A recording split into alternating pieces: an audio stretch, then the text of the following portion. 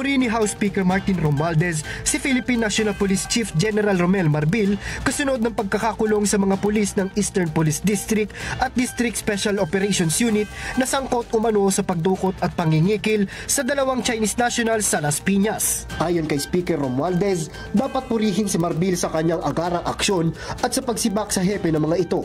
Ani Romualdez, ang mga ganitong inisyatibo ay muling magpapabalik ng tiwala ng taong bayan sa lokal at pambansang pulisya. Binigyang diin din niya ang importansya ng reforma sa PNP maging ang pagkakaroon ng lider na tapat, transparent at may epektibong pamamalakad na siyang susundan ng mga tauhan. Pinuri rin ng mga lider ng Kamara si PNP Chief General Marbil. Ayon kina Laguna Representative Dan Fernandez at Surigao del Norte 2nd District Representative Robert Ace Barbers, ang hakbang ni Marbil ay nagpapakita ng matatag na paninindigan sa pagsusulong ng reforma sa hanay ng kapulisan at pagtitiyak ng pananagutan, alinsunod sa layunin ng Administrasyong Marcos. Dagdag pa ni Fernandez, magsilbi sana itong babala sa lahat ng kapulisan na hindi kayang panatilihin ang disiplina sa kanilang hanay. Anya, kailangan ng mga Pilipino ang mga hindi mapang-abusong pulis na poprotektahan at sisiguruhin ang kaligtasan ng publiko. Naghayag din ang dalawa ng kahandaan sa pagsuporta sa paghahain ng mga panukalang batas. Para sa totoong balita sa bagong Pilipinas,